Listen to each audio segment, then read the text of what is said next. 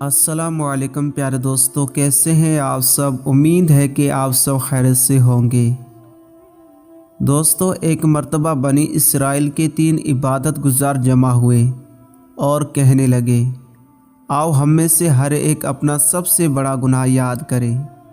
چنانچہ پہلا شخص اپنی زندگی کا سب سے بڑا گناہ بتاتے ہوئے کہنے لگا، ایک مرتبہ میں اور میرا ایک دوست کہیں جا رہے تھے۔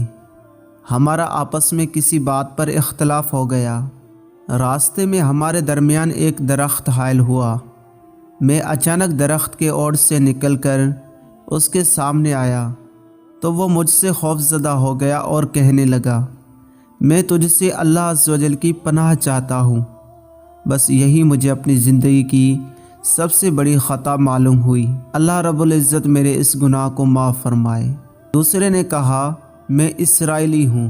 ہماری شریعت میں حکم ہے کہ اگر کسی کے جسم پر نجاست لگ جائے تو جسم کا وہ حصہ کاٹنا ضروری ہے۔ ایک مرتبہ میرے جسم پر پیشاب لگ گیا تو میں نے آلودہ حصہ کاٹ دیا، لیکن کاٹنے میں زیادہ مبالغہ نہیں کیا۔ بس یہی گناہ میری زندگی کا سب سے بڑا گناہ ہے۔ اللہ رب العزت میرے اس گناہ کو معاف فرمائے۔ تیسرے نے کہا، ایک مرتبہ میری والدہ نے مجھے پکارا تو میں نے فوراً لبیک کہا، لیکن تیز ہوا کی وجہ سے آواز والدہ تک نہ پہنچ سکی تو وہ غصے میں آ کر مجھے پتھر مارنے لگی۔ میں لاٹھی لے کر اس کی طرف گیا تاکہ وہ اس کے ذریعے مجھے مارے اور اس کا غصہ ٹھنڈا ہو جائے۔ لاٹھی دیکھ کر وہ خوفزدہ ہو کر بھاگی اور اس کا سر درخت سے ٹکرا کر زخمی ہو گیا۔